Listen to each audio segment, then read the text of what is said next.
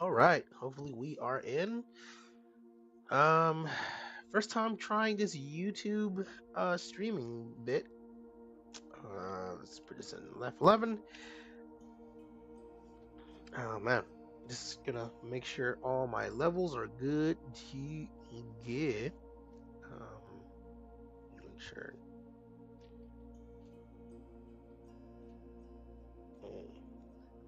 I don't know per se how well YouTube streaming services are, but oh boy, I want to hear the echo. Woo! Looking at the actual stream here, it is brutal, baby.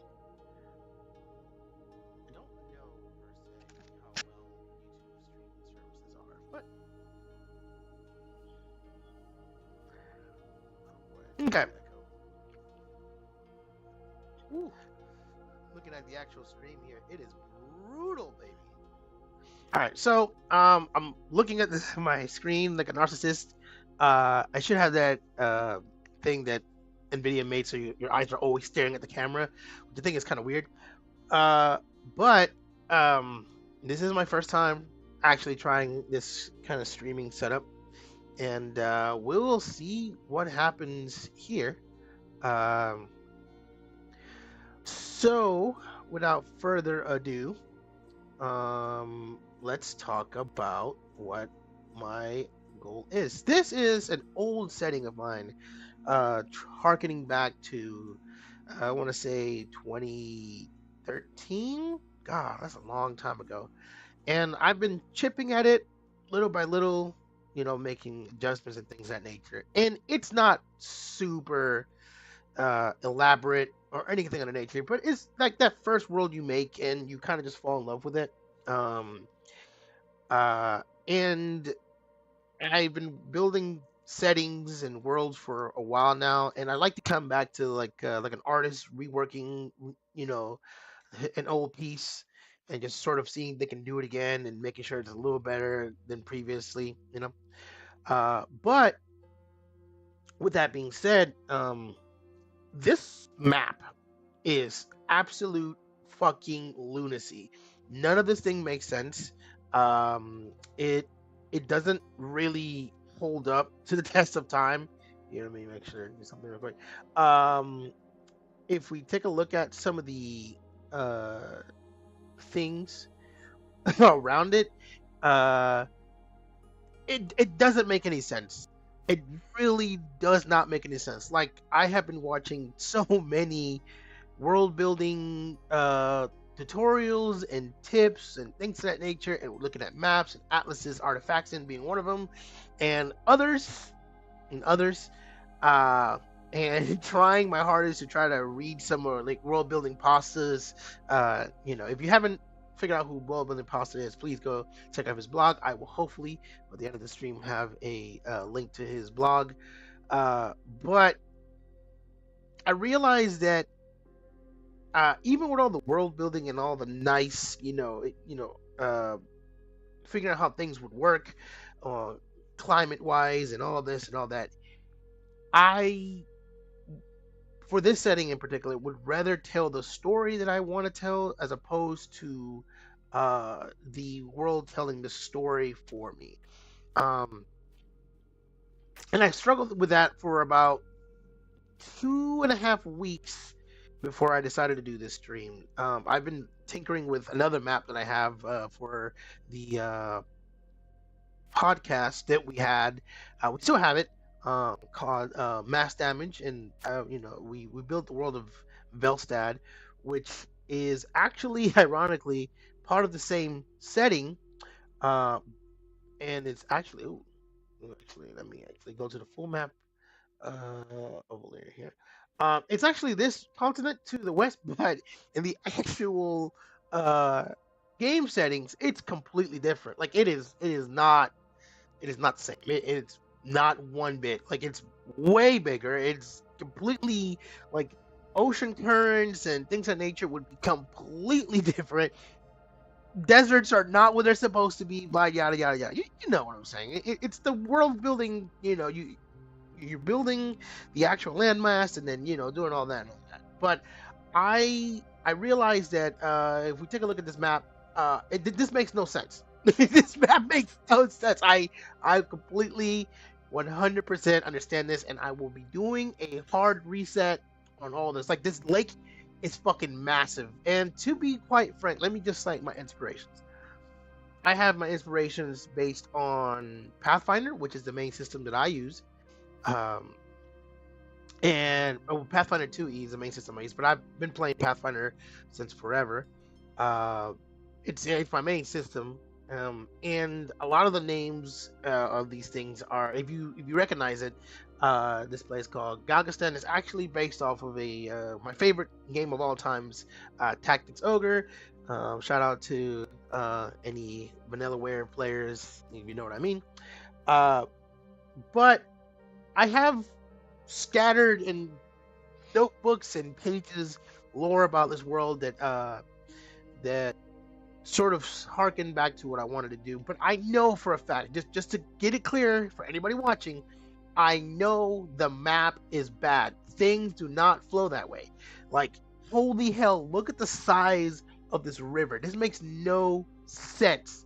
Okay? Like this river just, ooh boy, this is nuts. And you have your usual places of like it's a mess. Another big thing is that I know the elevations don't make sense because I'm using what's the name of that the system, Wonder Draft, to get a lot of things done. I've been learning other systems beforehand. I mean, sorry, afterhand, such as like going all the way to Gaia, which is like the um, terrain making software that some professionals use for making games, like learning how to use Gaia, to Worldbury, to other things to make the maps look a little bit more three-dimensional, and also espouse the need for height variations. But ultimately, I'm hopefully working on another setting that will have all of that. Or I'm not even lying. I'm just gonna hire somebody to do that for me, because the idea of plate tectonics just boggles my mind, no matter what. Um, so my goal for this whole thing is just to personally, what happened? I didn't mean to do that. Um, it's to personally sort of work on my setting just for the sake of my setting.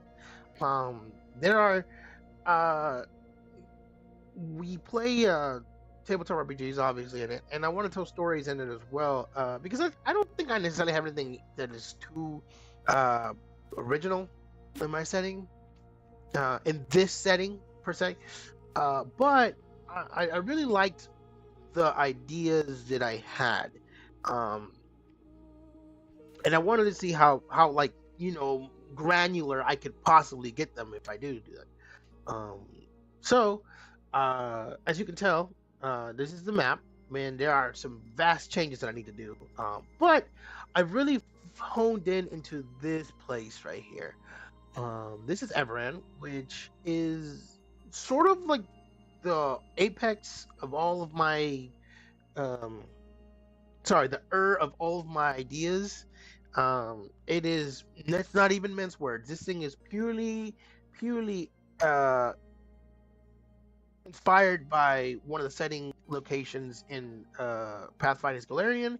I started it off in that kind of same vibe, sorry, and I just ran with it. It's nothing super special, but it's the original spot, and I have the most ideas for it. The surrounding areas I kind of have as well, but everything sort of started in this one little town called Hilma, and this is the full map, but in the actual Emran, oops, sorry, the actual map of Emran, Hilma is actually right here. And if you're wondering what I'm using a software called Legend Keeper, which is kind of, if you've been around using wikis for keeping information down, such as I forget the name. The other one, I'll remember in a second. If you remember, you know exactly how these sorts of things. I'm laying out a bunch of map pins for it, and as you can see, some of these areas have been on the surface worked through. Not many. just a bit. But a lot of these areas that are heavily pinned either have come from us playing in the region or just ideas that I just like jotted down here and there. There are some just to lay it bare. There are some ideas that people have given to me whenever we were playing online, and I've given respect to some of these places, and for whatever character, because I feel like a lot of the time I can get too much in my head, and my ideas are my ideas. But when I have a new player per se who's not my usual crew of people, uh, I like them to feel involved in the world, and so we make a new place for them, or we work out an existing location. But to say the least is that I'm very happy with how Everend works. I realize it's not a name that means anything, but a lot of people have used it. Apparently, I don't know. I don't know. I must not have the only idea. And there's some names in the actual setting I need to change. For instance, is Embeth Forest is did not realize that subconsciously I wrote this down while realizing that the Embeth Forest also exists in Galarian. So I'm gonna change that. There are names of places I just have to work. Um, like for instance, like Bildren. Oh yeah, that we gotta cut it. But I have the map and I can easily just change a lot of these places here and there. Um, and I really need to my goal for today is find a couple of pins that I need to sort of work out. So, without further ado, let's just talk about the setting within itself, just to see if I even hold up to my own hold up to my own sort of thinking here. All right, so let's talk about the setting instead of just the preamble of it. All right, the setting that I have in particular of all of Illyria. All right, which actually is a new setting in a new uh sort of map that I'm working on. This place is called Dalnasta. Again, really inspired by Matsuno writing. So Dalnasta, um, it's to the north, and it's supposed to be more deserty. Uh, but a lot of the linchpin of what's happening here is in the current age with is called Zaganthia. If you know Matsuno writing, you know that the current age the um, in the Tactics Ogre game is called Zethagina, if I'm right. Zethagina, yeah. So, hey, little kid, love the games. I'm gonna just roll with it. Now, names can easily change, but feels and settings and all that thing, it's whatever. So let's talk about the setting. I've written down a good timeline. Um, I have it divided in a couple ages here. I haven't worked out all the ages, but we are currently in the age of Zaganthia. And the reason it's called the Age of Zaganthia is necessarily because a big epoch, enormous event happened uh, that culminated in the current state of the world. And the last hero of this epoch was named Zaganthia. Um, Zaganthia is a person born in the soil of what is now Everin. Um, and because of her deeds, the ages throughout the world, the sages and those the scholars around the world, or at least in Illyria for the most part, have all agreed to name the time period after her, the current state after her. Now you're seeing that there's an Age of Zaganthia. Prior to that is the Age of Hybold and the Age of Nigris. That the Age of Necris. My apologies. I don't even know. Yeah, that's weird. We're gonna edit that out. That was mouthful right there. The Age of Necris. And the age before that is of Sigrid. And ironically, without realizing there was a game, I just put a placeholder name called the Age of Wonders. Um, but let's talk about these ages in particular. Just the overview of this. Sorry, I'm just I'm getting bombarded.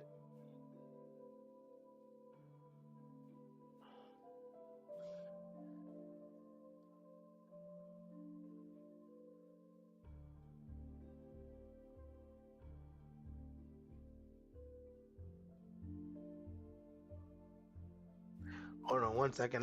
My family's getting a hold of me. Hmm?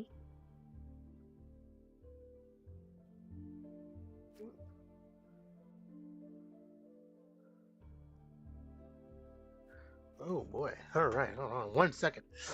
Okay. Family getting a hold of me is crazy right now. But actually, why do I keep closing this? I need to stop closing this.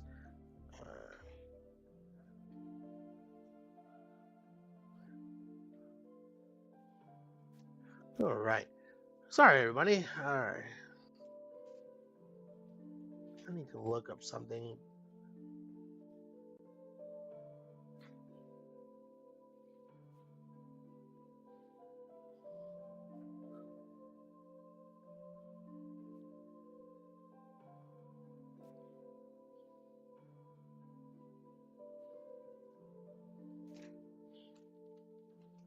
That's crazy.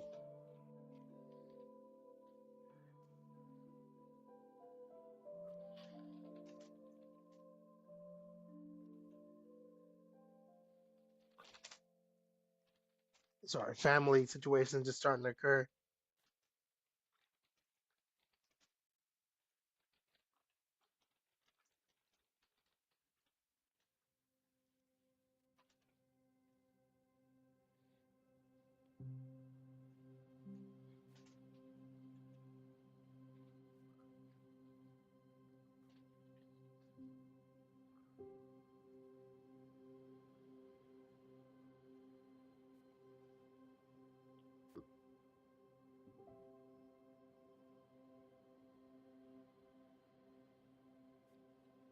Oh,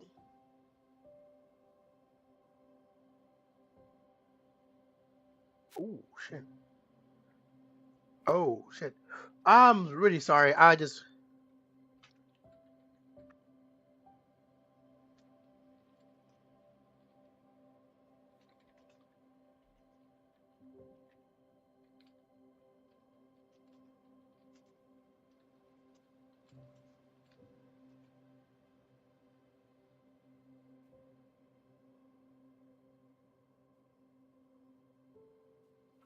okay. Super sorry, everybody. I need to just go ahead and cut that out at some point. But I am. Uh, my beautiful girlfriend is texting me right now, and I need to take care of that. Uh, business is business. You know what I mean? All right. Um.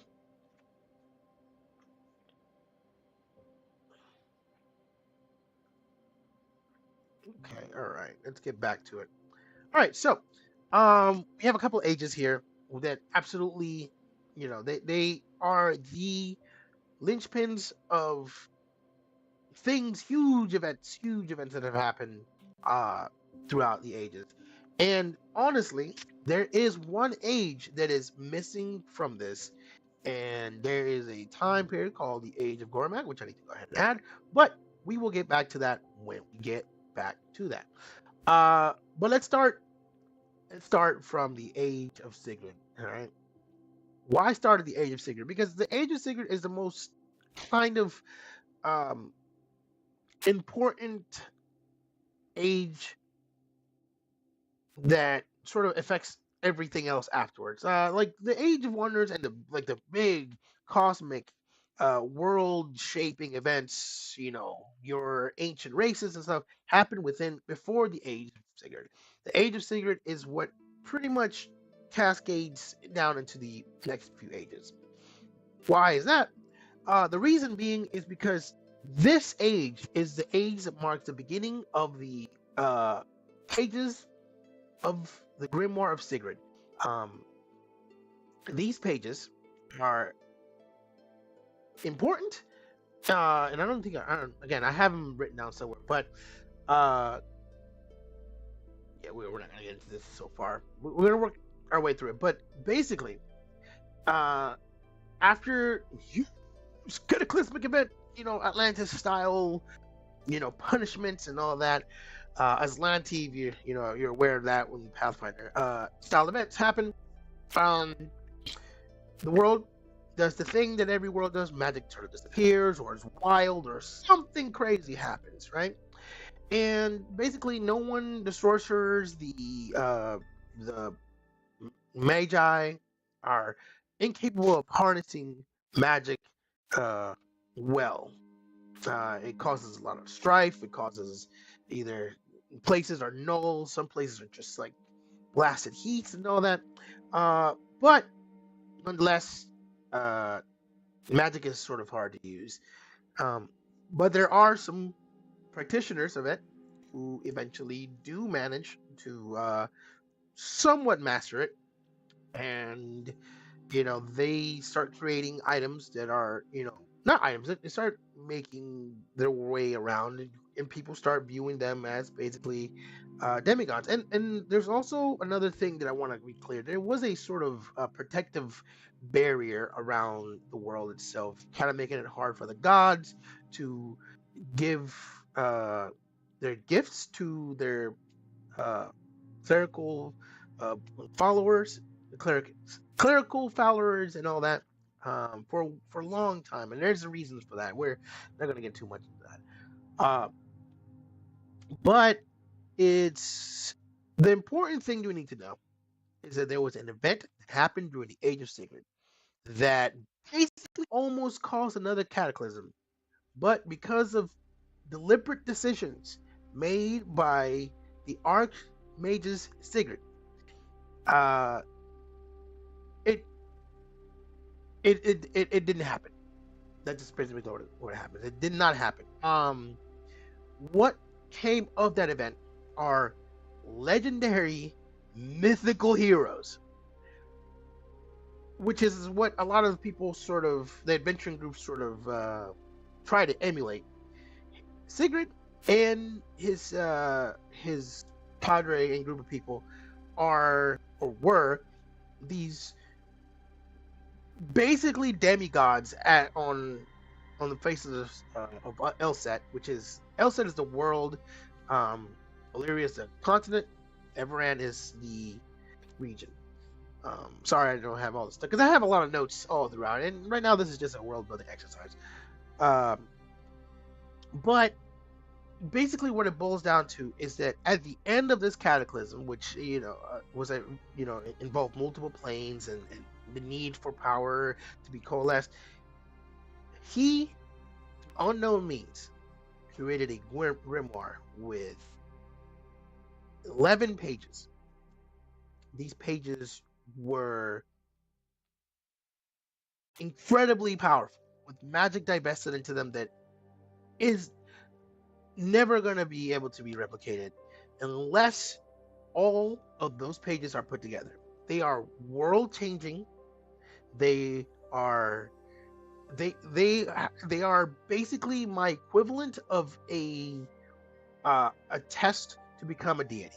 And even then, even if you get one of those pages, it is not an easy task, because what these pages are, they are not just simple pieces of paper. Rather, they are sentient things that have spread throughout the world and will change what they are. They could be a dungeon. They could be a small trinket. They could be a mythical weapon. They have spread out. They are spread about for reasons unknown. And the goal of anyone, and those have come afterwards, is to attain power from these pages. To get one of these pages, it is a incredibly hard task, and it's even hard to find them.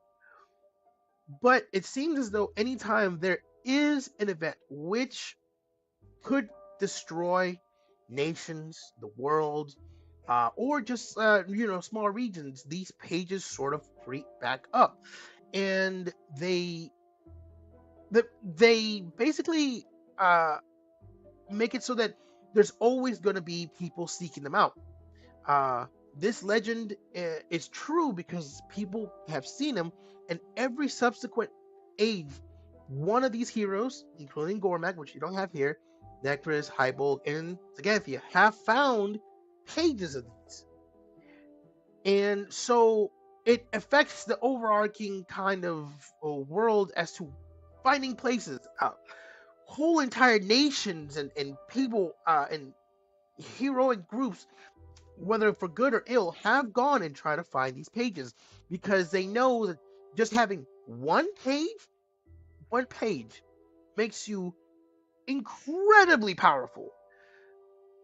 They are the equivalency of a mythic point plus. They are incredible. And the thing is, a page is only a page, and it could it could be anything. It could be just about, and I'm super excited about it because this is a one concept that I'm just like, okay, cool. It's like finding the Dragon Balls, but the Dragon Balls do more than just, hey, it's it's a Dragon Ball.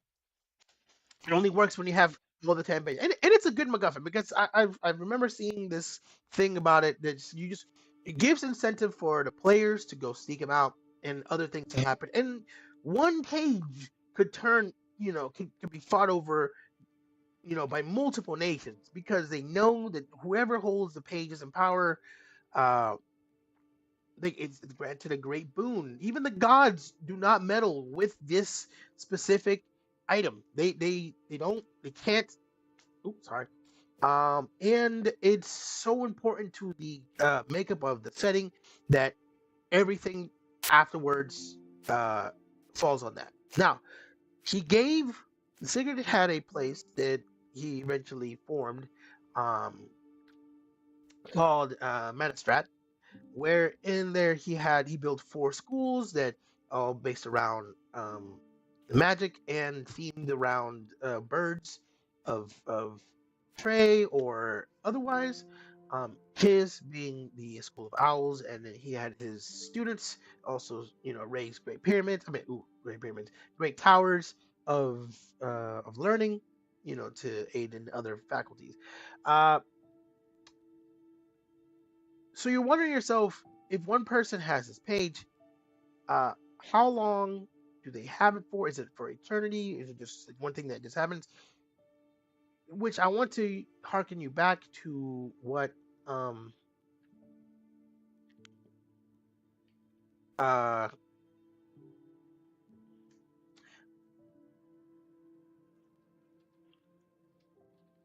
sorry.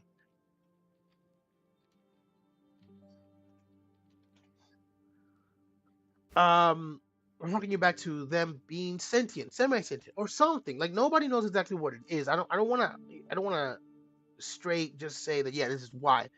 But I think some of the mysteries of the world are just, they need to be mysteries. But but they have a mind of their own in one way or another, for reasons, good or ill. The pages, without warning, will leave, as though the world is sort of resetting, as though power has been granted and is leaving. This has put some people in a very precarious position, for the power they had when they had the pages is vastly diminished, and they actively seek them out. One of those people being a previous elven hero who amassed 7 pages, aka the Age of Necros, lost them all, and his need and lust for it to gain that power back was so great that he went and amassed power from the great beyond and other places just to find those pages again. And the crazy thing is, he did find some of those pages back. He is the blight, one of the blights on the face of Elset, because he was so powerful that he is almost like the, not the Lich, because I don't want to say that he is the guy who is the boogeyman of all of everything that happens, to the point where I basically built the, the usual elf and dwarf sort of animosity, hatred towards them with this. we have in our timeline here that basically, uh, sorry, ooh, I don't know what's going on here. Sorry, I'm having some technical difficulties here. Um, and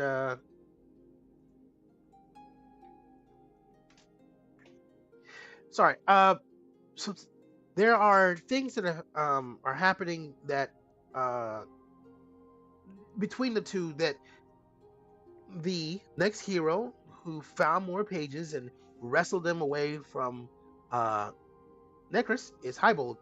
Uh, and basically what it boils down to is that Hybold is another prominent important figure, basically pushed back the tide, which Necros became this undead, mm, super being, because a lich is not enough to just say what's going on, but it took the combined might of a lot of people just to be able to not like stop him, but because stopping him is almost impossible, uh but to just rein him into a certain location in Valyria, which basically, things have been erected to basically keep him at bay. The One of the things that have happened that came from that is that uh, some of the uh, elves that follow him became vampires, and we're not going to get too much of that, but just understand that a lot of the undead themes come from the Age of Necros, which is cool. Um, in all honesty.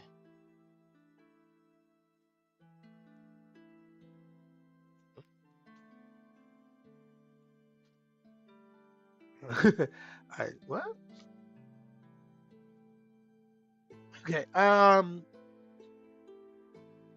So, anyways, get some get some stuff happening here. But basically, what boils down is that now we get to the age of Hybug, which is the age in where uh important things happen. Uh, and just to get some basis as to what's happening, and I will do some more well building, where I will hammer down. Basically, the groups and individuals who came to aid Hybog in his mission to stop Necros, um, were basically the Western group fighting the Eastern side. I really hate that kind of idea because it gives too much credence to Tolkienism and the Easterlings and all that. I mean, the men of the West are the one. I'm not at all trying to do that. That's no. People are their own people. You're not East versus West. We shouldn't do that. Which is another reason why I really want to work out that map because kind of not cool. But one of the things is that during this time period, the school of the nation of Manistrat tried to stay neutral as possible because uh, the students of of Sigrid, which he had already departed to planes unknown and for reasons unknown, um, he uh, he basically gifted them to make sure that at all times there will always be 4 pages of the grimoire in case something happened. In case the other ones were free to go, but 4 of them were always to be there. And also, it makes it so that there is a pack there that basically people are able to come learn all sorts of magic without being prejudiced. And it's whatever. But it boils down to there's always 4 pages. Um, they say neutral, and the only people that they weren't really fucked with is Manistrad. Even though Highbog was like, "Yo, we need to stop these because hey, this is a scourge." Somebody wrote something. What? Let's see. Oh yeah. I can show the map. Oh, sorry, I have like multiple pages open.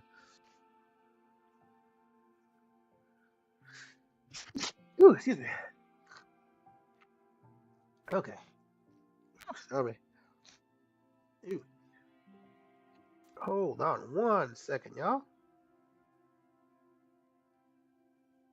Okay. Ooh.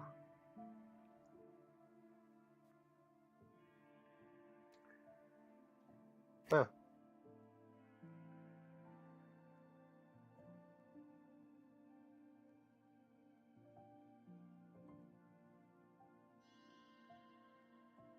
All right, sorry about that. Yeah, okay. So here's the map. Oh my gosh, my nose just started freaking out. Hold on. Think of my dog. Absolutely does nothing all day.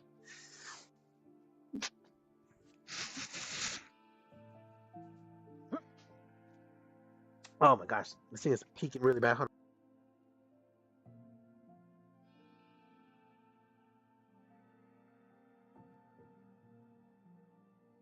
I'm gonna use a damn handkerchief to stop this allergies from kicking in. All right. So, anyways, we get to the point where we have the mountains. We have the idea of highball and uh, a vast army was formed and blah blah blah. They basically stopped Nectarus and all that and all that. But the greatest thing that have come from this age is runes. And runes is one of the things that basically allows for weapons to be made with special properties, harnessing things in nature that would otherwise be off limits to. Her name is June, but yeah, there would be weapons that would have been made otherwise uh, impossible. Like well-made steel weapons, cool, but runes inside of them allow the magic to enter them, and without without being you know without further ado and more to be said, the biggest thing that have come from them is the Ruby Throne, where by Hybold, the greatest of all dwarves, created with the power of the pages, he made a hammer called Osgrid, which is this magical hammer. Has some of the words of the pages inscribed on the side, and from it, uh, relics of great power, relics or artifacts of great power can be forged with them. But the creation of these items it's so potent and almost to the point where it takes the life force of the maker away that only one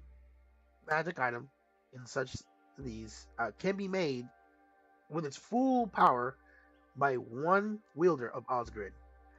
And to make things so that not only his family and his progenitors could wield it, he made sure that if there was a there was a person suitable enough to be able to pass his trials and get to the hammer in the forge where in the anvil where Osgrid lay, they are able to make weapon or item worthy of uh, of supreme power. Now, these weapons are not as strong as a page of the grimoire. Um, they are instead these creations in where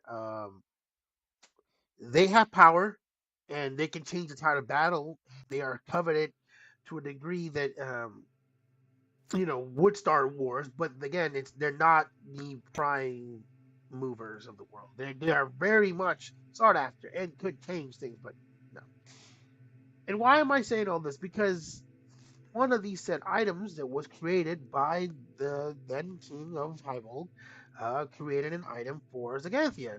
So not only did she find pages, not as many of Hybold or not as many as Necros, but enough to stop their cataclysm.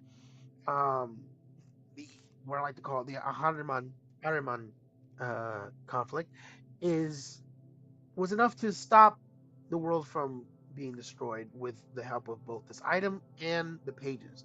But there's only one of these items made, which is a spear. And so we get here to a point where the age of Zaganthia sort of begins. And now it has been exactly 200 years. So one of the properties that uh, the pages give you is incredibly long lasting life. Uh, you are you're almost given the elven sort of lifespan or longer depending, but for some strange reason a lot of them don't seem to go for very long, or the wielders seem to disappear and go on their own journeys for reasons unknown. Yeah, again, one of those great mysteries of the world that we don't really quite understand. uh so we get now 200 years after the. Is it 200 years? I can't quite remember. I should have all the notes for these. This is terrible. But it basically boils down to we are now here in Everand. Why is Everand such an important place? Like I said, Zaganthia was born here. And there are there's a thing, there's a pact between some of the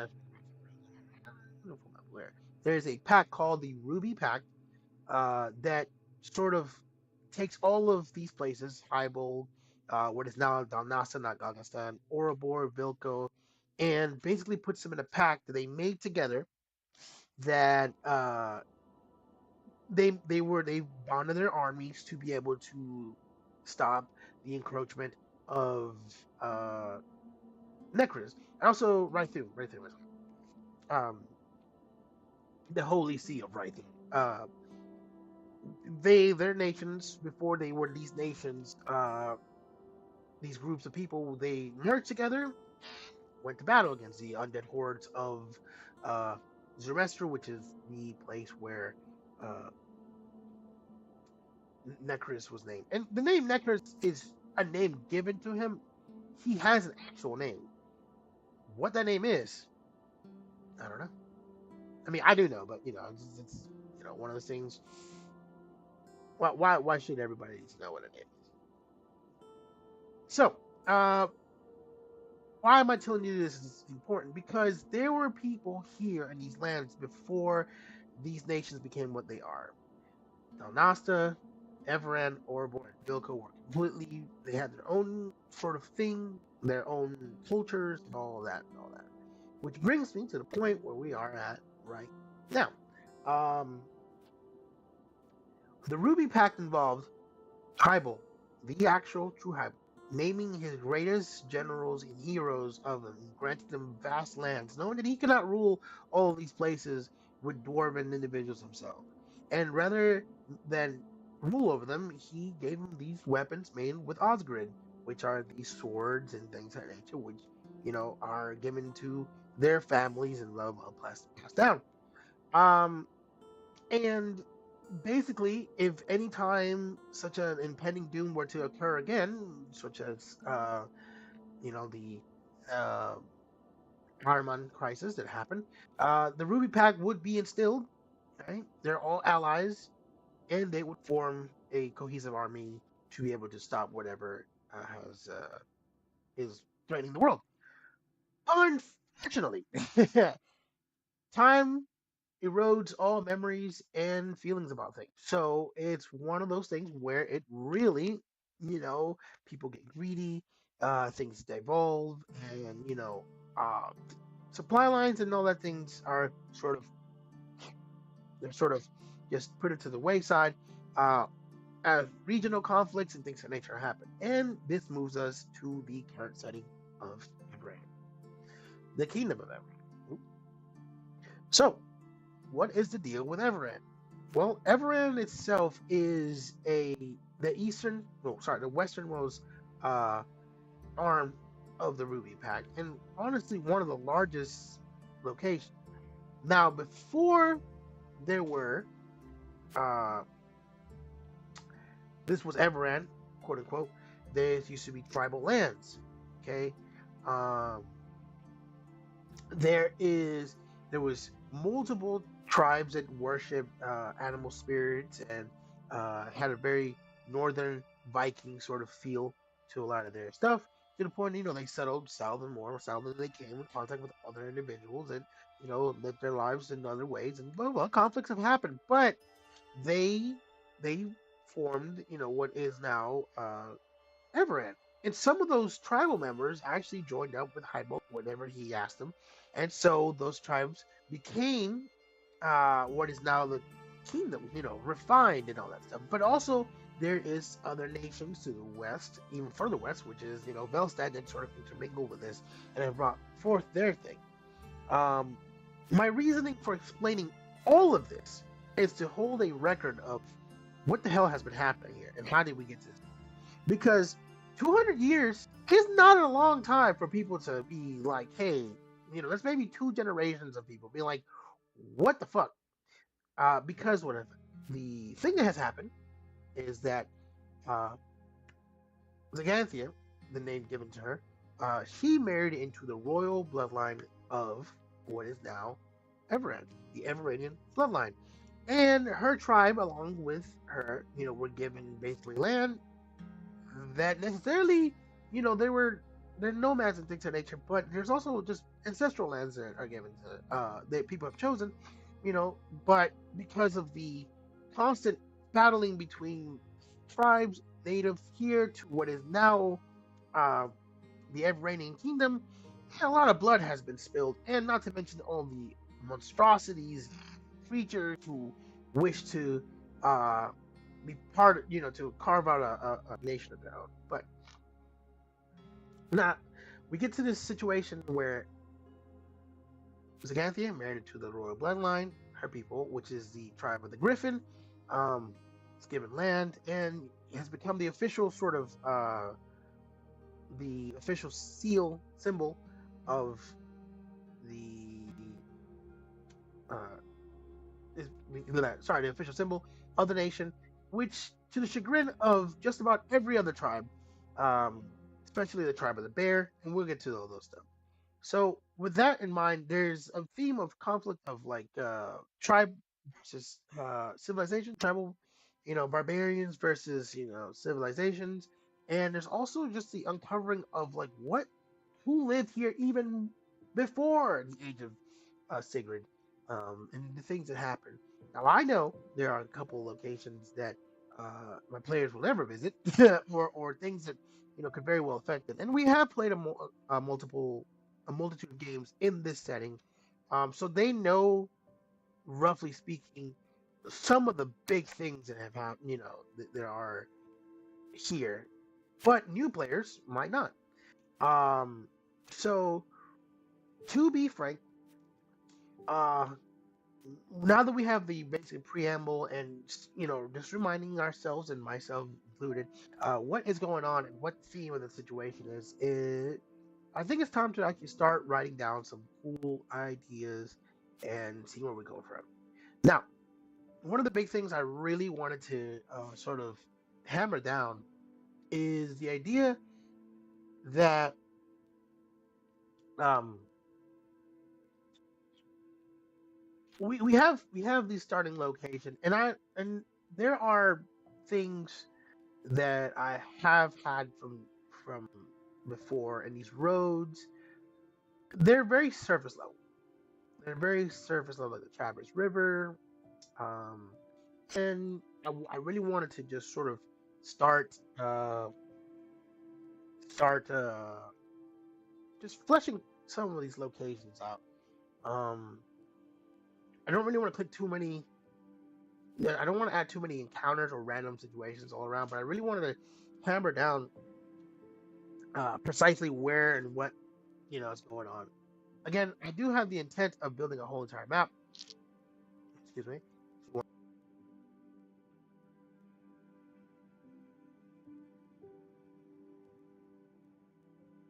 All right. Sorry, building the whole entire map with curtains, but I personally am of the belief that we really need to tighten up some of these locations.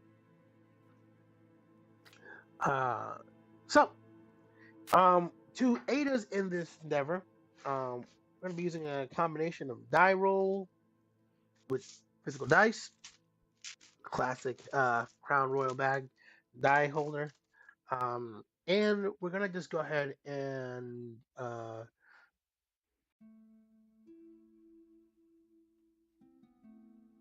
one second. What the heck?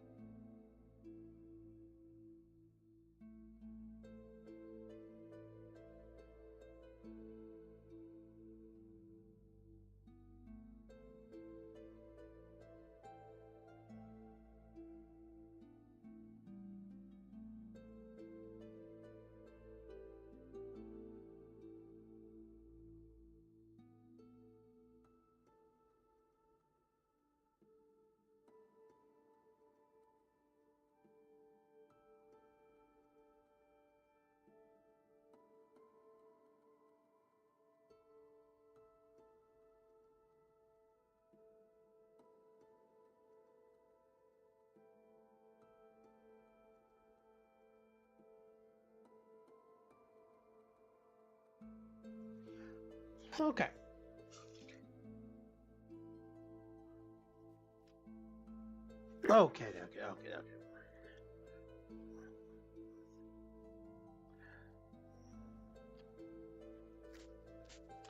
Oh my god, my allergies are kicking up full gear. All right, so what are we working on here? So we're gonna go ahead and just start working on. Let's see, the road and Heroes March. We're gonna work our way from west. I mean, from east to west. Uh, we have a couple locations here. We know this is um plot hooks. We work on Hilma a little bit. Want to change the name of the capital city because hey, it's pretty cool. But we're gonna change the name of capital city. We have worked a lot on Elliot, the Blue Run, uh, but let's talk about let's make some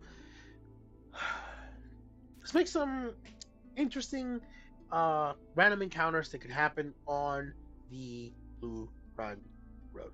All right, so we have here. We know that from Blue Run, I mean, sorry, from the Heroes March Road, it forks over the Embeth River, over the Eldstomp, and it goes to like a wild road that goes up north. Uh, so, and also it heads towards the capital. Um, oops, sorry. So we know that Hilma is a very important sort of stopping point for uh, the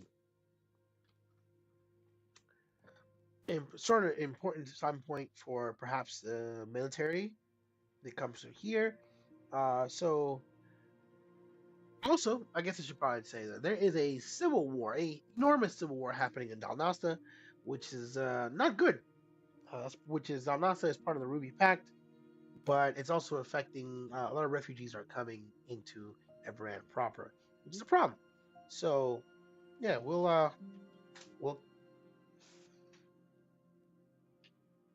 interesting,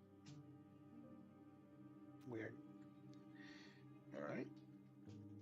Okay, so what are we gonna do here? We should consult some books and some PDFs here. Uh, gotta open up my PDF.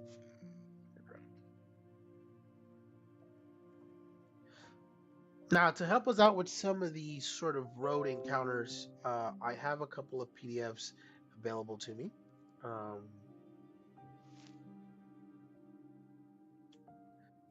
let's see. We're looking for one.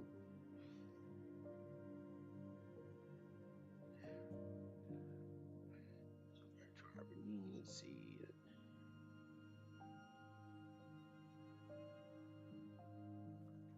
Good God Almighty, my nose is just freaking me hell out. Mm.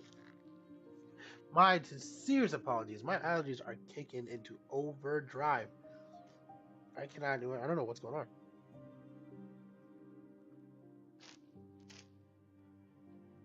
All right, so we're gonna go ahead and look at some of the encounters in the amazing uh, book by Raging Swan Press, GM's Miscellaneous Wilderness Dressings. Uh, I believe this is the book that I was looking for. Let's see, Folk by Land, Born Light Matter Event. Hmm.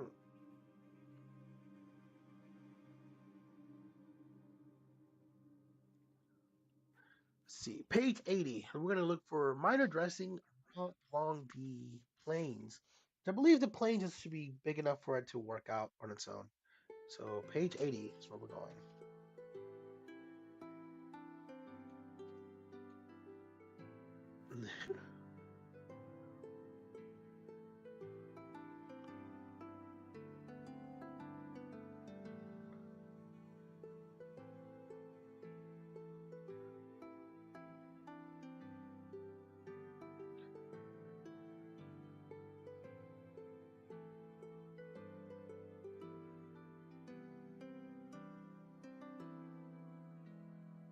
Okay, travel should not be a boring event.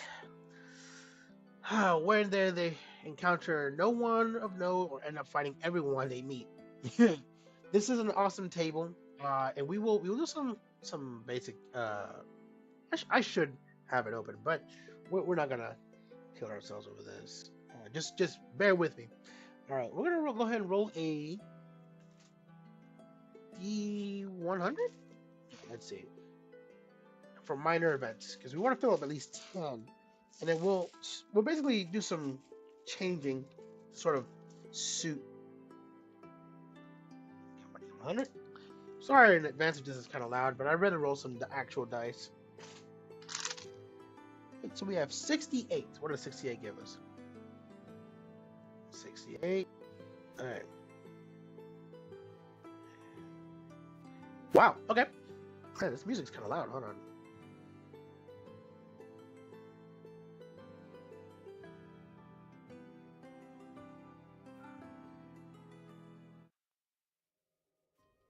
Okay. My apologies. All right. So where are we at? 68 we said, right? 68. A large flock of mountain sheep graze silently in the folds between two hills. Okay. All right. I can deal with that. Um, let's see. Let's see. Let's see. If I were to do this correctly,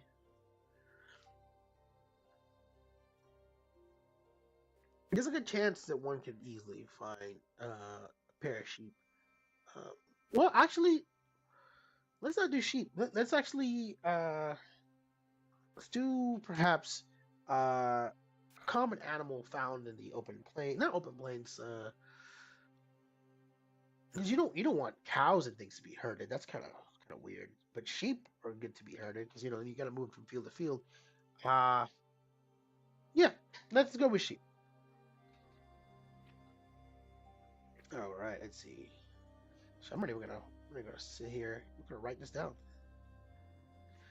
Forget typing. You can just copy it. All right. Although that's gonna be annoying. Okay. A large flock of mountain sheep graze silently in the folds between two hills. That is awesome. Um, I wonder. Let's see. There is a creature from one of the Pathfinder third-party supplements, Battle Zoo Bestiary, but there's the weird the wicked. Some I can forget. I don't have the actual physical book, but I have the PDF of it. And there was a cool demon called the Sheep Demon, which would be fucking brutal just to use that in there. I think it's a level 8 creature, which is kind of fucking mean if you think about it. But oh my gosh, my nose is killing me right now. Hold on one second, everybody.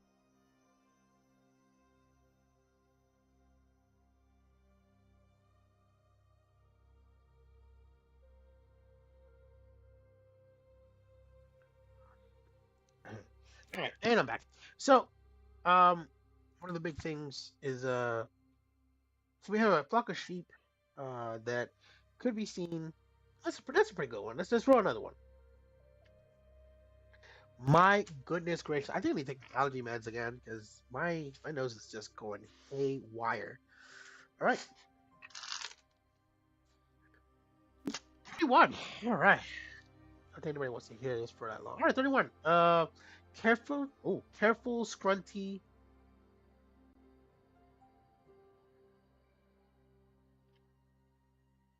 Oh my god, I can't read. I said scrunty. Okay, careful scrutiny reveals a jagged topped stone. Oh wait, no. A careful scrutiny reveals a torn remains of a cleverly hidden trap anchored to a tall oak. Let's go. That's actually cool. Uh, I think that's pretty cool. Uh, it's gonna be annoying. All right, cool. I think it's great. Uh, I think we should have just about an equal amount of both combat and and uh the thing. I don't know why I'm having such a hard time talking right now. My nose is fucking killing me, guys.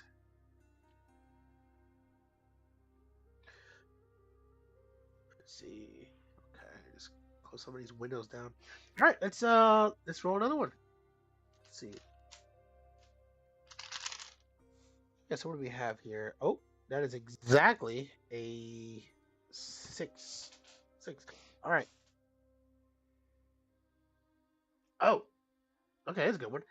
The crunching of dried leaves and crackling twigs can be heard in a distance. All right, I think I want to make that into something else.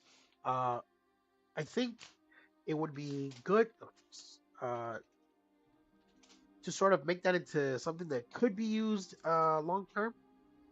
Like I would say, uh, something is following them. Something is following them. My gosh, I will be. I'll be. One second, hold on. One second now. I can do this.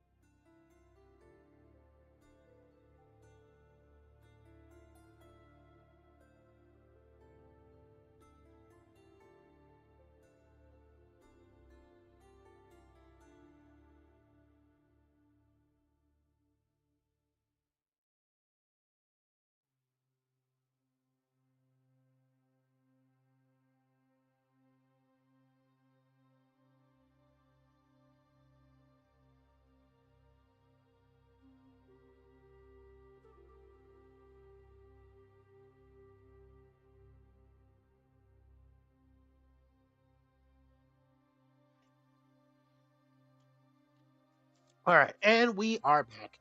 Sorry, everybody. I am struggling hard as hell with my nose.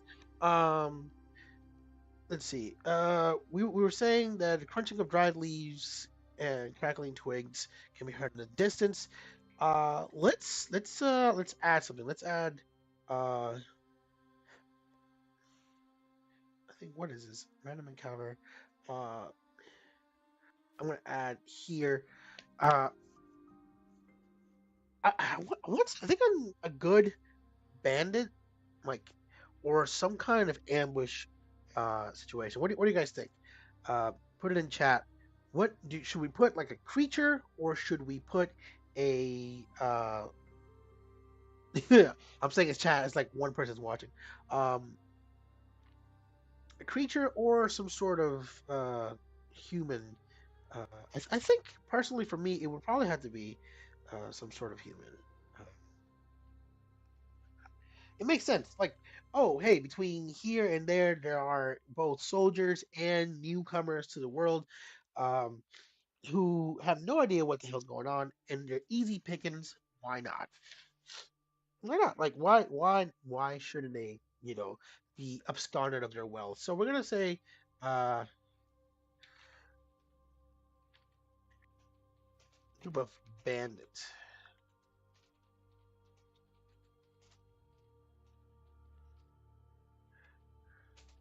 A group of bandits ready to ambush anyone,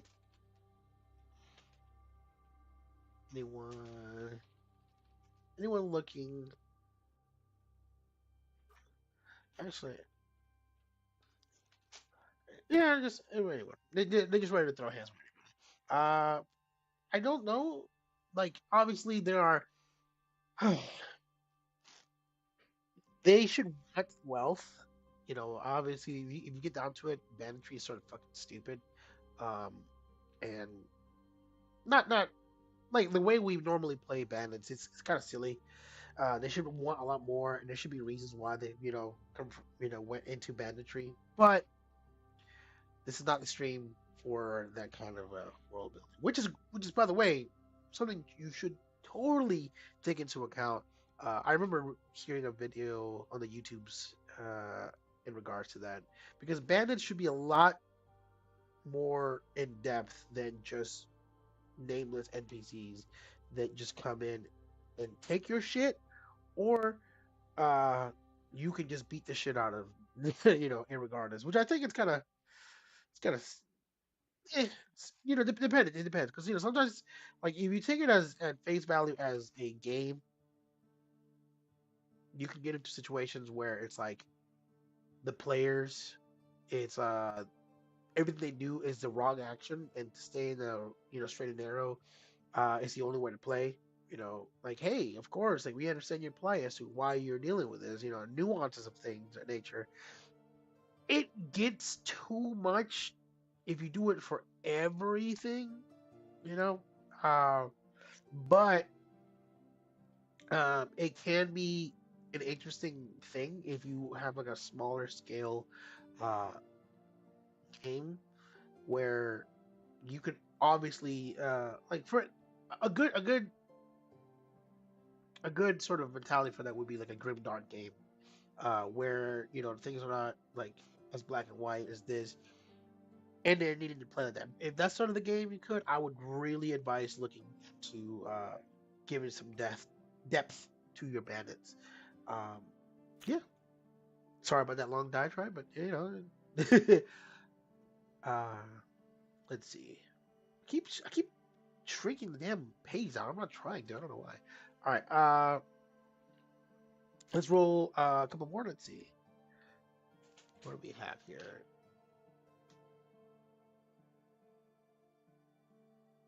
Oh, there's like some minor events. There should be one for major events, right? For hills dressing. Huh. They don't have any major events for hills. That's kind of crazy. Okay.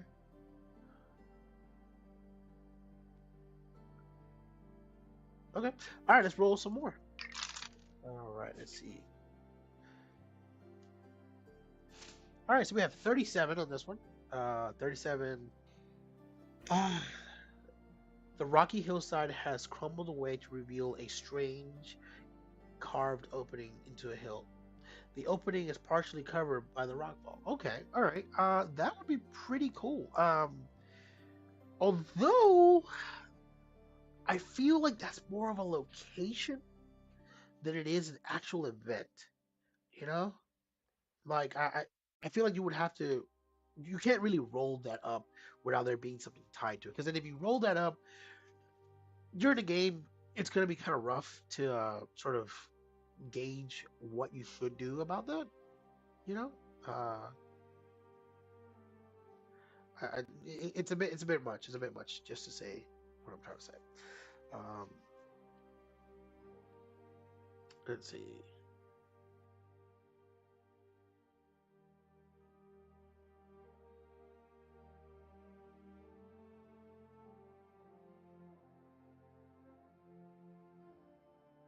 I do apologize. I look like I'm like doing copious amounts of blow, but I'm not trying to blow my nose in the camera.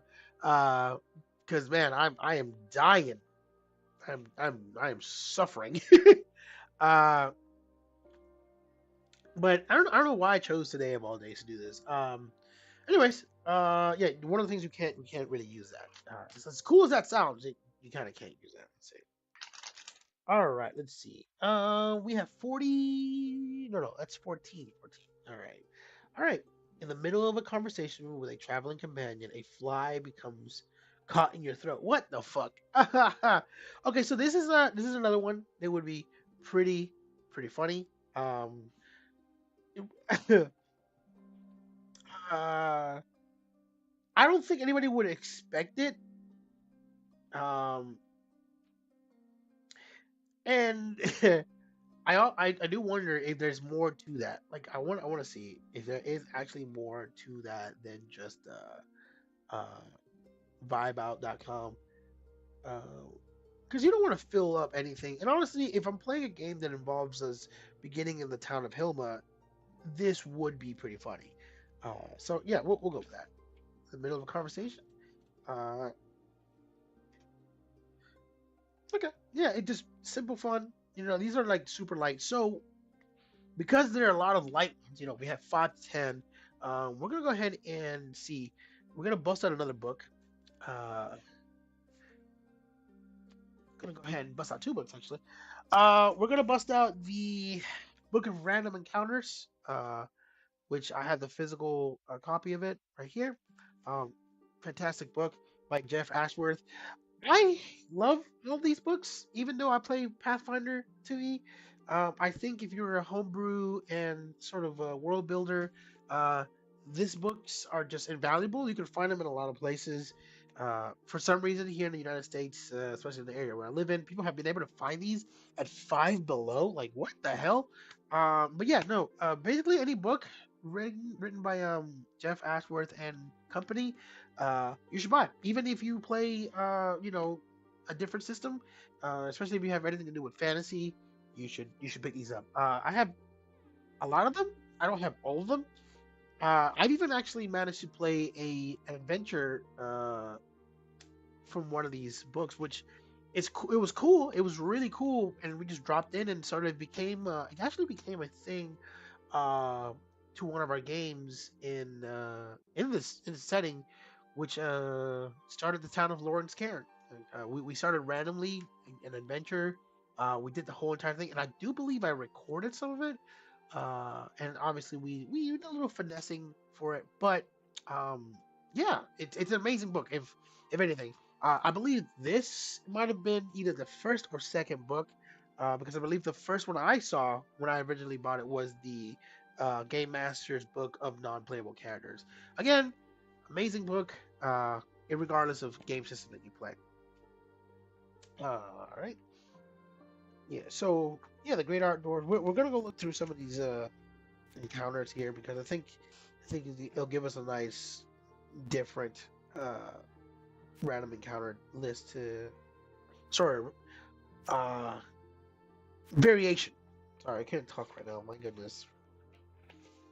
Okay, let's see.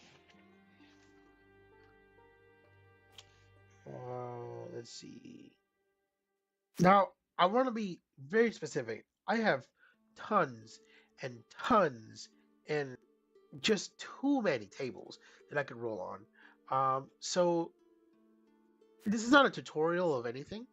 Um, I don't think this is what this stream should turn out to be. But if you ever feel the need to buy a bunch of books for tables, feel free to do so. But honestly, I wouldn't. You can get into a like sort of perpetual mode of buying more books full of tables and never use all of them. Uh, I would say that if you're gonna do something like this, I would compartmentalize like the time you use a book of tables for a while. So I would say stick with one book or one table for I don't know while you're world building such things like this, maybe like 2 to 3 weeks, uh, just so you can just like squeeze as much as you can out, and you can always do little bits and changes here and there for it. I don't think it's a wise idea to just keep buying more and more and more and more and more just for what would eventually become just like, okay, what I'm gonna roll on one table and roll on another table in a different book. It's unnecessary. You can do a lot with a little. Uh, so I'm gonna look. It says the Great Outdoors. All right, all right. Let's see. D20 tables, randomized tables. Uh,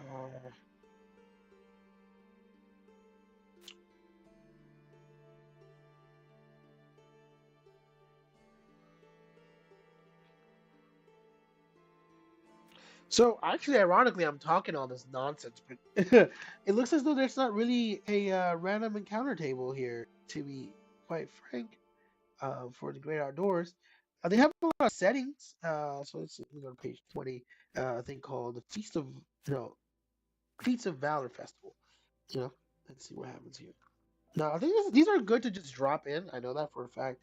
Uh, yeah, they have like little maps and things of that nature. Maps per se.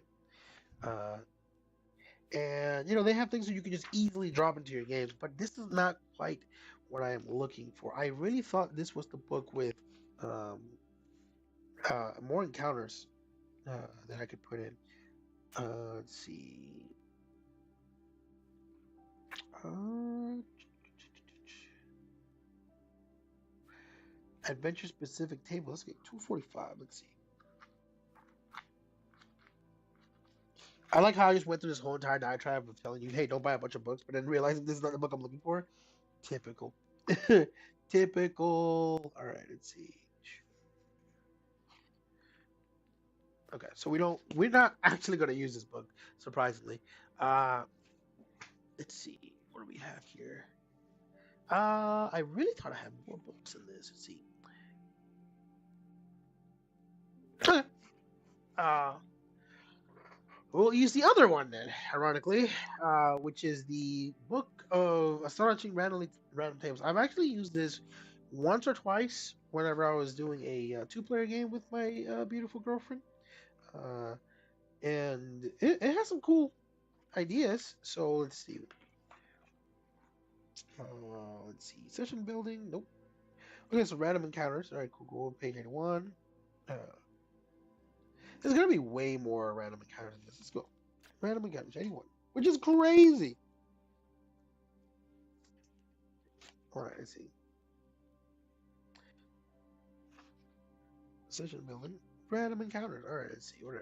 All right, so it looks like they have divided their encounters into different location and to sort of different tiers of monsters, which is cool. From levels 5 to, blah, blah, blah, blah. Different from level 16. Again, I can't really use these because in one way or another, they are not the same as the Pathfinder, which is my, again, main system. And we're going to go ahead. All right, here we go. Grasslands. All right. This was encounter. Um, Okay, this sounds pretty good. Since this is like the region that Hilma, brand new adventurers will come to be and all that, we will roll on. They want us to roll a d20. God damn. Alright. Dead. Alright. I'm gonna use this heavy ass metal dice that my best friend Beans gave to me. Appreciate you, Beans, if you're listening. Alright, 13. Alright.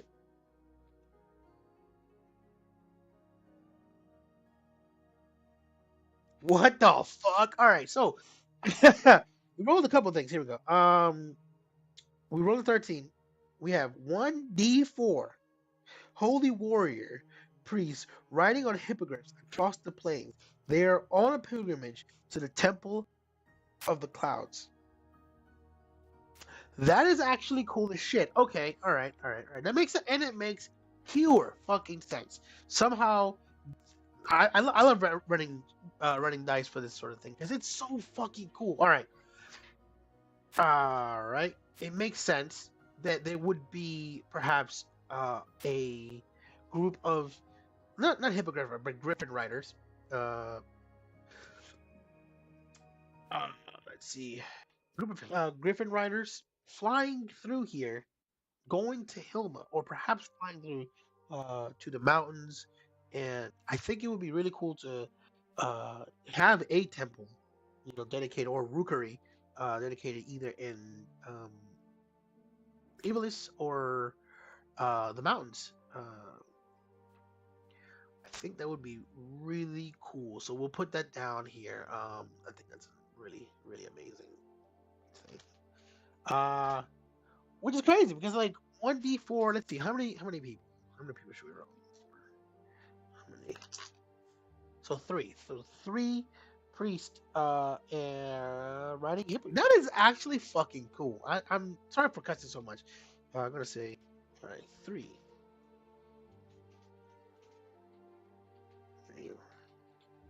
I cannot spell and can't type, so y'all gonna have to deal with it. Three priest. I should probably call him three griffin.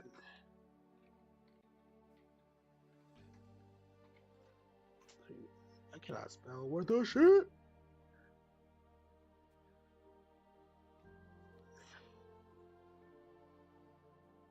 Griffin riders.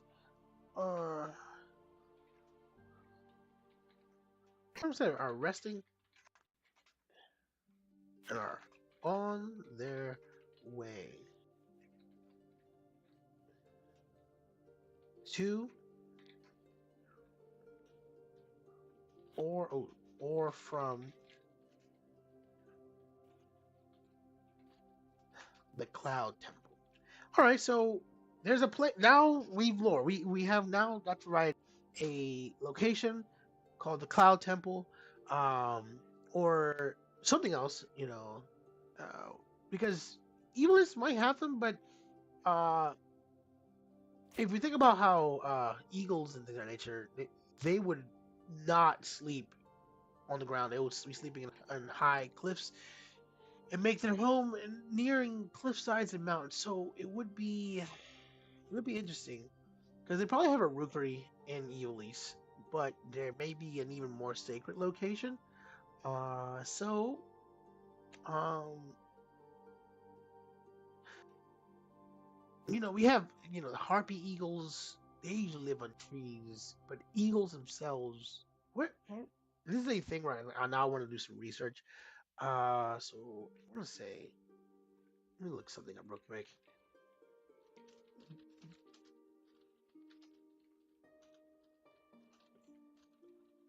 I wonder where. Huh. Fucking. So I'm looking up golden eagles habitats. All right, so they can be anything, but like, where do they? Uh, yep, they live in cliffs and bluffs, but they can be found throughout just about everywhere in the northern hemisphere. Okay. Uh, let's roll with that. Let's roll. Let's roll with that. And then Temple of the Cloud, which and maybe we'll put it near the Tower of Grier for now. Okay. Oh my gosh! All right, man. Uh, Cloud Temple. Okay. Good God. All right. Oh my. Location template. Let's see. Gosh.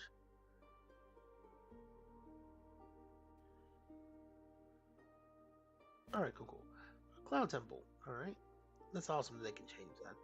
Let's see. This is right here. Temple dedicated. That's the one thing that always scares me about streaming. I can't really type with the shit dedicated to raising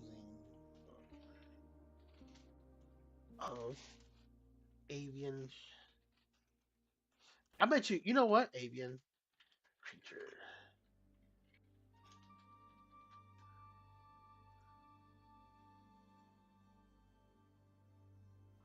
Uh, we'll change the name for that as well. I think it would be cooler to have like the rookery. But you know what's probably crazy is that there's probably some fuck ass uh, uh, worshiper of Pazuzu here who is. Ooh, you know what? We're gonna do that. We're gonna do that. All right, secret. All right, let's see. Bullet list. All right, let's see. A worship. I can't spell worshiper of Pazuzu. Worshiper of Pazuzu is corrupting some some of the Griffin. I think Griffin isn't. swear, Griffin. Oh, yeah, there you go. Griffin eggs for progeny. Uh, progeny. For nefarious, nefarious deeds. What are those things? I don't know. I don't know. But I mean, Griffin eggs are super sacred, and I don't know. I just have a thing for having places that could have flying tamed animals here. But yeah, all right. So look, we have a new place, and we have uh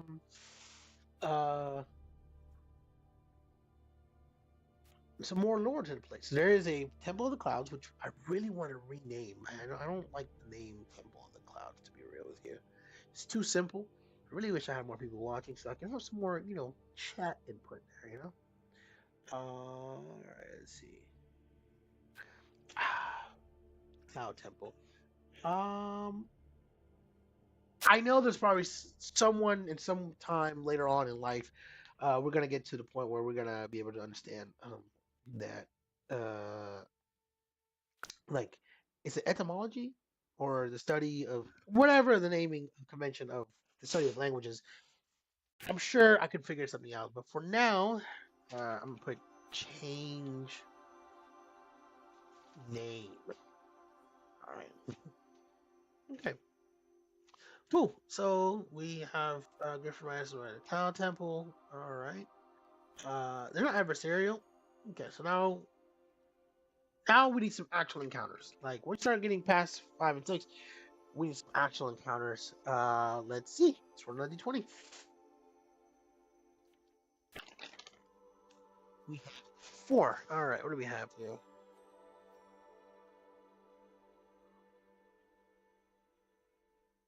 Okay. So I rolled a cool one.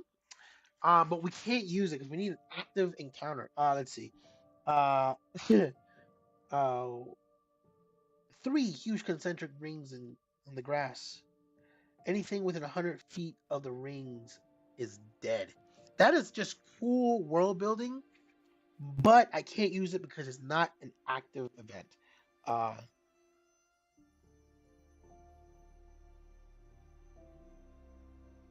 okay. I'm gonna roll on the higher one. Let's see. Grassland random encounters level 5 through 10. Let's be assholes. Let's see what happens. Roll 15. All right. Let's see. What do we have here? 2d4 feral centaurs who try to drive the party off their land. Okay. Okay, that makes sense because there is the place called Eldstump, which is sort of the home of the centaurs. Uh Makes sense. I think that's a fair enough thing. All right. All right, let me actually how do they write that down? 2d4.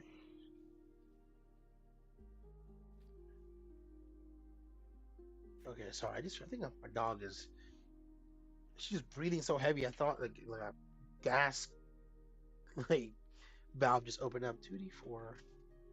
2d4 feral. Can't spell worth a shit. I hate this. Uh,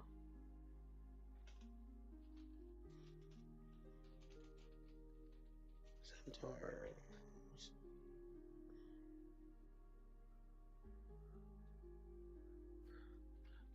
Attack.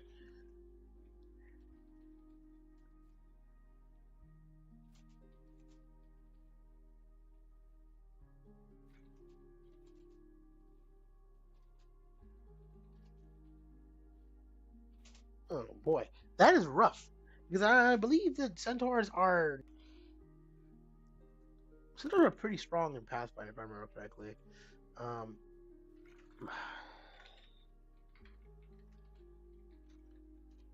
I want the ancestry. I really hope they don't get the damn ancestry. Okay, so yeah, um, that is rough as hell if they were to uh come across one because they're level 3 creatures with movement speed of 40 feet with spear. They have range attacks. Yeah, Yeah, that's brutal. That's actually pretty brutal if you say so myself. Um, man, the music is completely changed on me. Hold on, something's happening. Earth Alliance.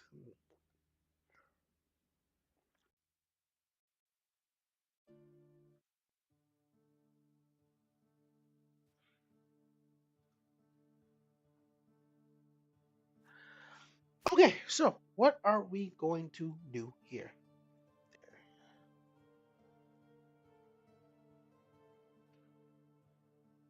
Okay, so yeah, that's another serious one. Let's roll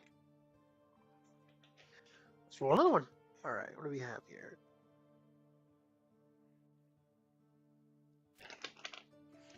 Roll a 10. All right, so I want to see which list has a better 10. All right, the level 1 through 5, 4 actually, it says the results of a roll on the grassland environment hazard table, page 136. All right, we'll see about that. All right, a 10 over here. A tunnel at the edge of a reflective lake in black marble stairs leads under the. Oh my god, that is oof. That is some cool world building. But unfortunately, it's not an active event, so uh we cannot use that. Um, which is cool. It's cool. Actually, let's see. Level 11 through 16. Uh, a modest stone house with a large observatory on eccentric arcade dwells within it, starting the path of the stars. Fucking amazing world building. Like this is right here why I love this book so much. I wouldn't. I mean, I would have, but the likelihood of me thinking about this situation at this moment is very low. You know, it's great. So let's see. And for the higher levels, 7 to 20, and 10, four stone golems guarding a deep but narrow hole with a flickering multicolored light at the bottom. These lights are glowing.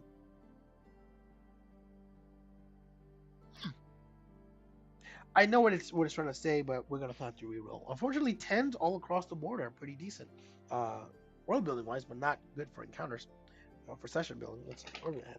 All right, we have a 19. All right, 19. 1d4 zebra from the centaur fending off the hit and huh. Okay, so basically they're saying here with a 19 that there's a chance that there are uh, centaurs fighting gnolls. Okay, and for the 5 to 10, a priest trying to repel 1d4 ghosts are targeting the group. Oh, this is a good one. This is a solid one, actually. Okay, this is a solid one. I believe the language starting is linguistics. Yeah, yeah. Sorry, I just saw that when you typed up. But there's like an actual like. So I remember hearing there was like world building has an actual like term, and then like this the building of languages is another term, but the study of languages is linguistics. I think you are absolutely correct, and I do apologize. Okay, but yeah, okay. So we're gonna go with the 19 for level 5. That's just cool. Okay. It says there is, so that gives it a good chance of there being some more cool things happening here. Um, there is a priest, which I think I want to build up a little bit. A priest is fending off 1d4 plus 2 ghost. Holy shit. All right, hold on. I gotta see how strong is that. Ghosts are pretty strong. Ghost. Because I think in Pathfinder, ghosts are like no joke. Uh, ah! Oh my gosh. Yeah, a ghost is not a thing that should be ever done carelessly. Um, a pure ghost in Pathfinder 2E is uh, Ghost Monk, Hungry Ghost level 6, uh, Ghost Mage level 10, Ghostly Guard level 15. Why? What? Why is this a thing? Uh, yeah, no, we shouldn't do that. 1d4 ghost. Oh my gosh, who's messaging me right now? Oh, what's going on?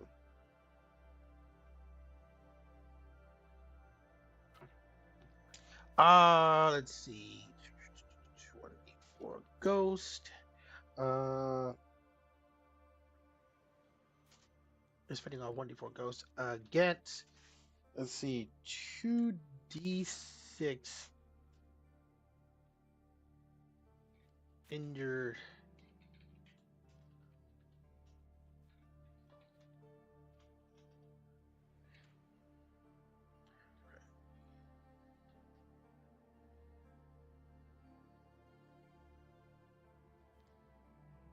Oh shit. Okay. I I just got a message.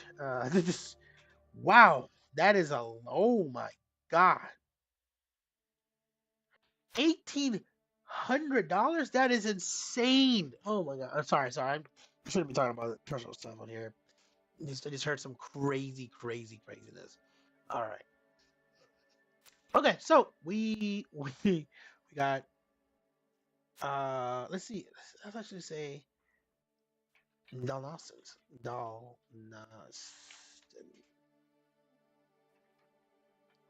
All right, that's actually pretty cool.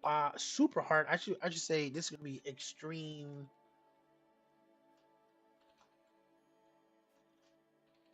Yeah, that is a encounter. It should not be done willy nilly. That is hard. All right, let's do one more. 11. 11. Okay.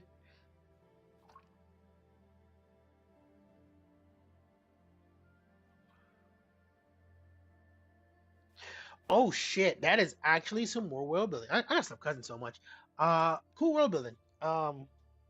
That is that is oh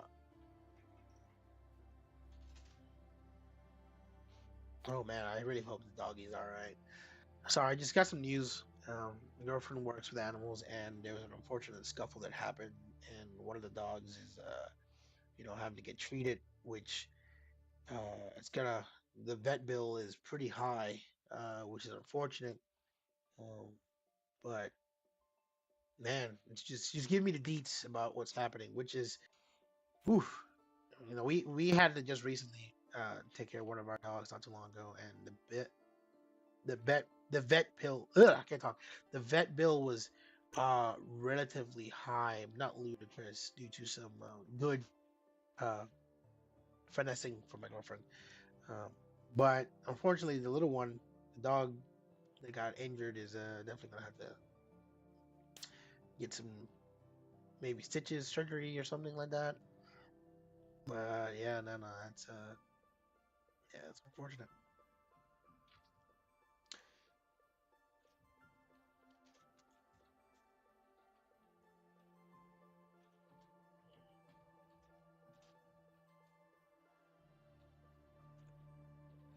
Some Peter Wereboars.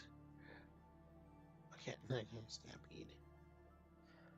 Stampede of Wereboars. Mm.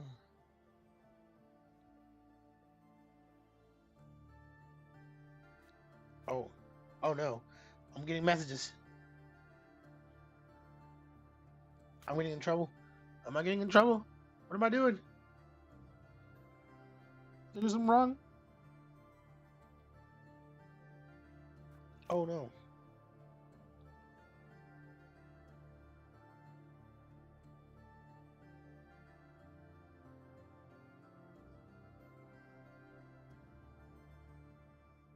I hope I'm not in trouble. Oh man, I feel like I fucked up some kind.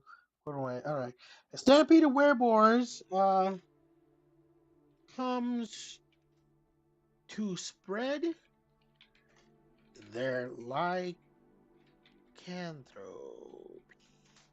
Oh man, can't spell word for shit. All right.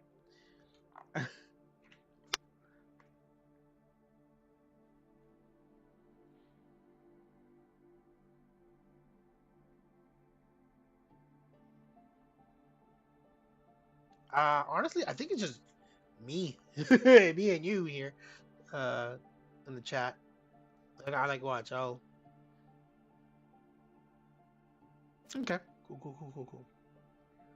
I can't do it. Okay, we're gonna do one last thing here. I know I could have totally been done with this by now. Let's see. That's an encounter. Let's see.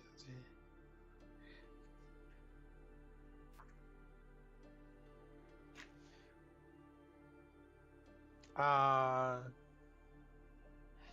okay. The last one. I think it would be fucking wild. It needs to be something ridiculous for a D10. Oh, but it shouldn't be like brutal. It shouldn't be brutal. And I mean, the long road, the longest piece of it should be like, oh man. Okay. All right. My apologies. I'll keep my mouth shut. Um, I wanted to be something crazy, but at the same time, just like it's pretty delayed. Um,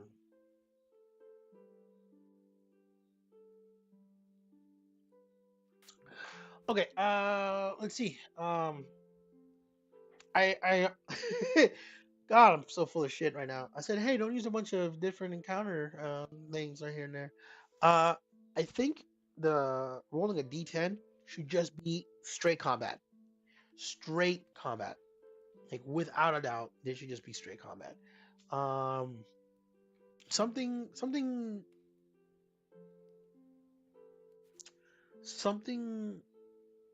pretty common since this road is like an actual problem.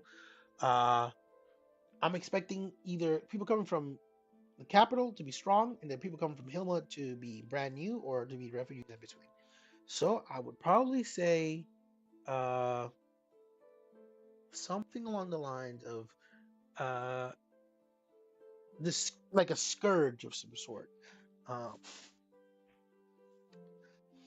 oh, 1d4. I want to say there's like a 1d6 chance of encountering something that is really hard to fight. So it's like you roll a d10, and then there's another thing. Like if you roll a d6 or a 1 through 6, there's a chance that you might encounter, or there's clues about it around. You know, because that would be fucking wild. Um, but I want something. Let's see, what level are drakes? Okay, so we have frost drakes being at the top. Desert, no, my bad. Desert drakes being pretty strong. House drakes, prairie drakes. Oh my god, prairie drakes are adorable as hell. Uh, but no. Shadow drakes. Nope. What are we looking? Jungle drakes, flame drakes, sea drakes, drake skeletons, and krakens for some reason are weird. Uh, mutant desert drakes.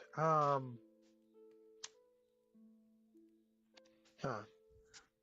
What? Okay, so there's the mountains to the west side, which I'm pretty sure there's going to be something try or to south. Something is going to try to hunt throughout here. That's for sure. It's going to be some kind of hunter. But also you have to be worried about, hey, there's griffins flying throughout here. So it would have to be A, stronger than griffins, and B, uh, if there's boars around, it probably would eat that shit too. So or sheep. Um,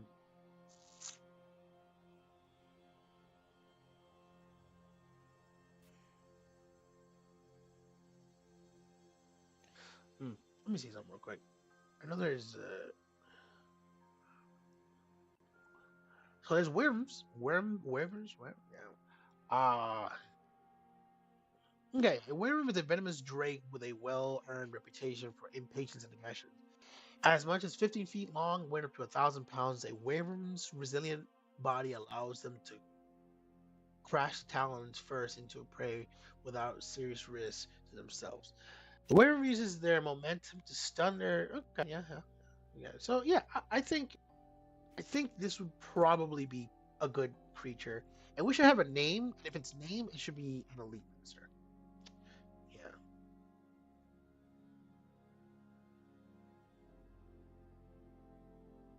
I think it's fitting. If you are traveling the hero's road, the scourge of the hero's road has a name. It's also a dragon. You know, hero's journey. Without it being fucking overly powered, um, and it makes its home in random spots. It hunts in these fields. Yeah, I think that's a if you get a good idea as to what's happening here, you probably have a good chance of encountering it, depending. Uh, because I feel like I don't know, like, would it be a nocturnal hunter? Because I don't feel like it would be a nocturnal hunter. It might be just like, hey, it happens. If it happens, it happens. There should be uh, obvious signs of it around if it's hunting. So on their first go around, it should be like, yeah, no, you don't see it, but you automatically know that there's signs of it around. Uh, let's see, what does this thing have anything? Powerful dive, punishing momentum, wave and venom.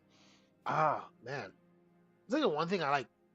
I really wish this thing had more of a flame drake's whole entire vibe, but I think it would be more interesting. What do you guys think? Should we use a worm or should we use a flame break?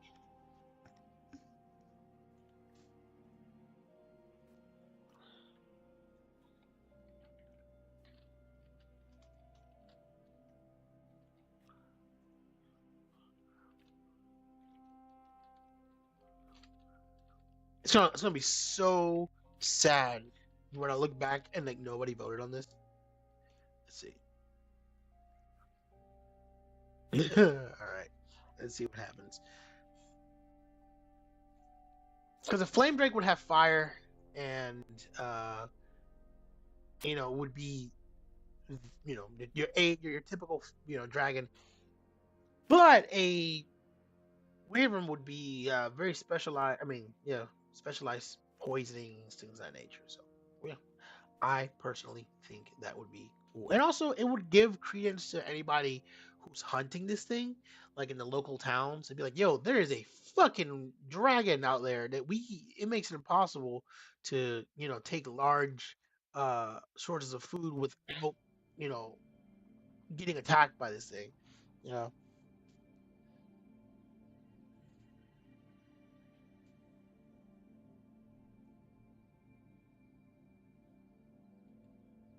and let's see, it's 107 minutes. Okay, so we're gonna. All right, we're you know what? I'm gonna take a vote. I'm gonna take a vote, and I'm gonna say we. I want to give it a name. I'm gonna name. Let's go look up. Oh, nope. Pause. Let's go look up.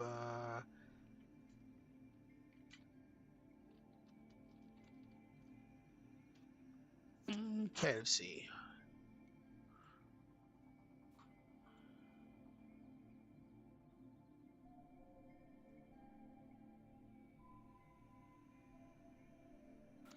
There.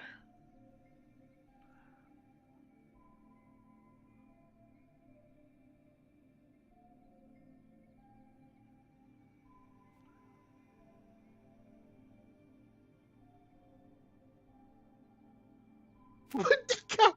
Oh my god. There's some names that just got generated that are a bit brutal. I ain't gonna lie. Okay. Oh shit. So a flame drake. Okay. All right. Let's see. A flame drake is what level? Let's see. Flame drake's level 5, so they're like a little bit weaker than that. Hmm. Well, let's see.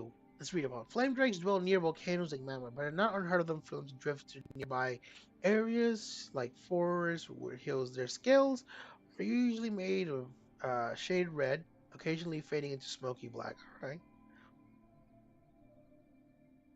Uh,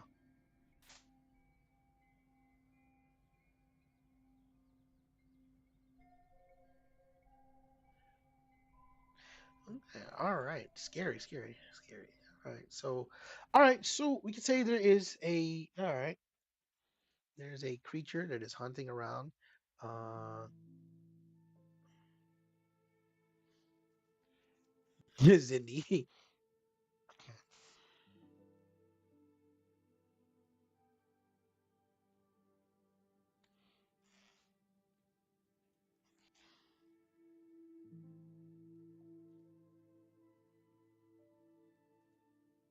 I like a conch. A conch. No, no, no. So too bubbly.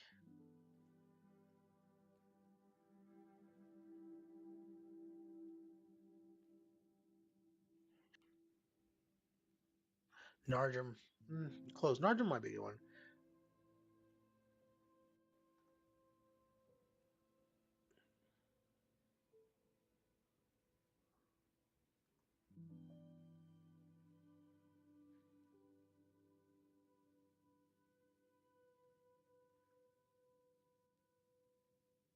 Kiamat. Oh my gosh.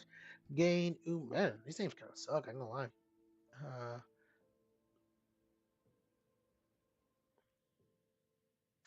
Uh, why not? Let's name it Zorath. An elite. All right, Zorath.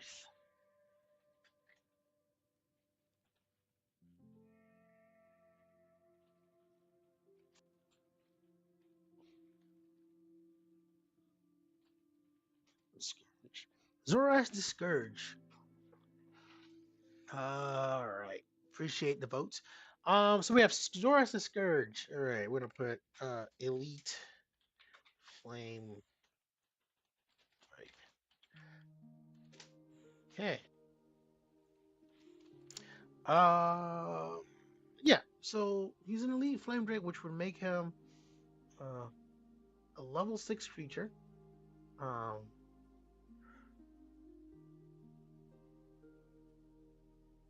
Fire breath. Mm.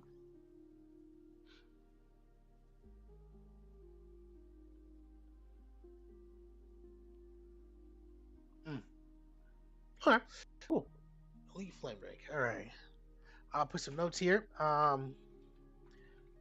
Uh, Actively being hunted down. Nice. Cards. There's boards. Mm, Hilma.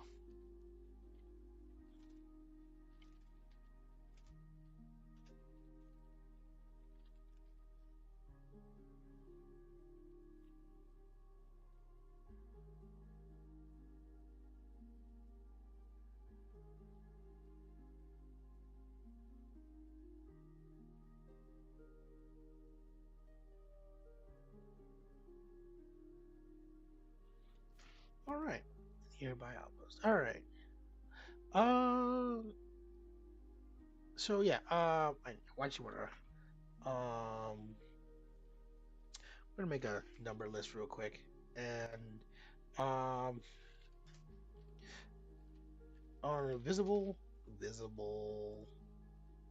visible, uh, tracks, tracks. Okay. Or do you want you see visible tracks? Two, you see active. No, you see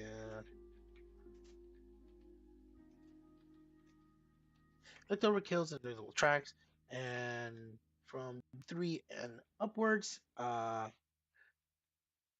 see.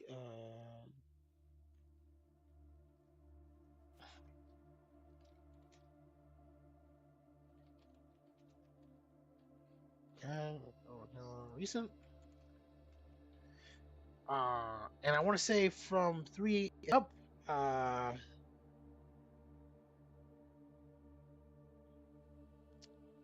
oh, surviving victim and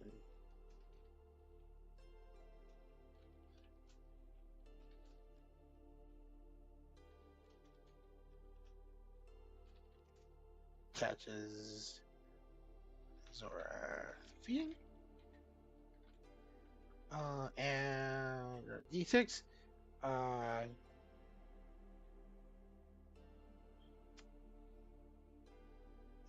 gonna say a D6. The okay encounter.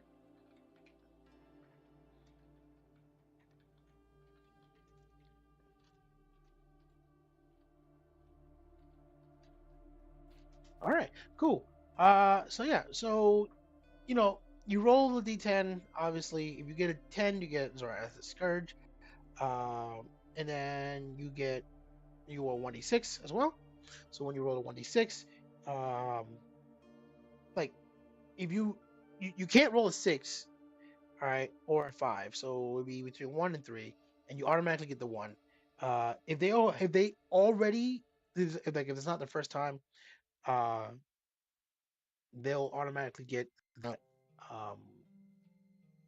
Sorry, if it is their first time, they automatically get to see the visible tracks. Uh, on their subsequent times, they will roll uh on any of the 2 and up. So it is. I think. All right. Okay. I think we have a good amount of fill names. So this is danger levels. I'm gonna say level 1 through well with that it'd be level 7. Common travelers. All right. Let's say ref refugees, heroes.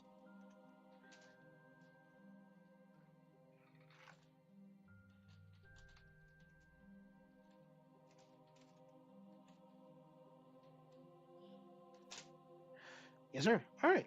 I think that's it's pretty good for now. I feel confident that if like, hey, we're gonna roll from Hilma or to whichever build we're in or whatnot, uh, there's a good chance that they can come across some of these individuals.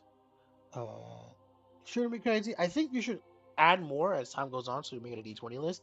But I think for that is good to go. Um, I also think the Tabbers River is way too big. But I think for now, we're gonna stop right here, give ourselves some time for lunch and all that. Uh, so for those who have stuck around, I appreciate you coming in and chilling out with me for the hour or two that we've had a time to you know just sort of vibe out. Um, so I appreciate you all, and hopefully we'll make this a thing. If time permits. Again, thank you so much. I am Rognus. I am the GM for the Max Damage podcast. Links in the doobly doo, hopefully, if you want to listen to some of our games in the Velstad setting. But without further ado, welcome to Elset, and I'll catch you guys next time. Peace.